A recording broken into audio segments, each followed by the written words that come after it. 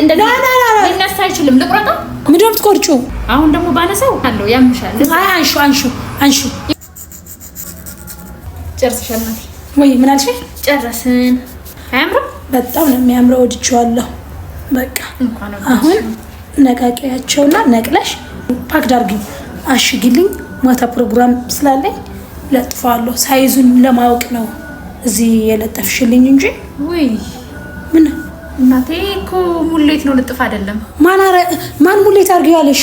እኔ እኮ ልጥፍ አርጋችሁ ዲዛይን አርጉልኝ ነው ያልኩት። ለምን እንደሆነ ታውቂያለሽ? እና ሙሌት በዚህ ረጅም ይሆናል እንዴ?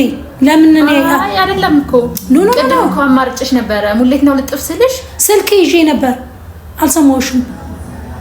በስመ አብ። እና ታዲያ እኮ አይነሳም። ለምን ደግሞ አይነሳ? ይሄ ሙሌት ለምን ደግሞ አይነሳ? ለምን ሙሌት አረግሽው? ልጥፍ አርጊ ብዬሽ ሙሌት እንዴት ታረጊዋለሽ? ገባሻ?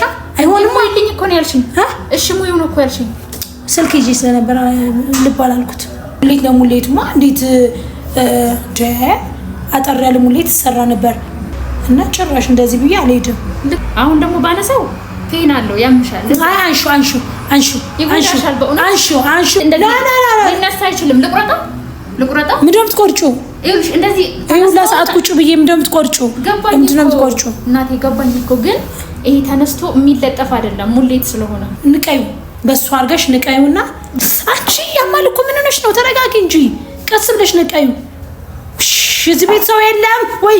የሚያግዝሽ ሰው የለም? ቀስ በይኝ አይደለም እንደ ሰራውሽ እና አንቺ ብትሰሪኝ ስሜታው ሆነሽ እየነቀርሽ እኮ ነው ያለሽው። ስሜታው ሆኛ አይደለም ታዲያ ስለሆነ ያማል ብዬሻለሁ። ኧረ እባክሽ ወይ አሳሽ ወይ በቃ ይቅር እዛ ይቅር ምን ነው አሳመምሽኝ።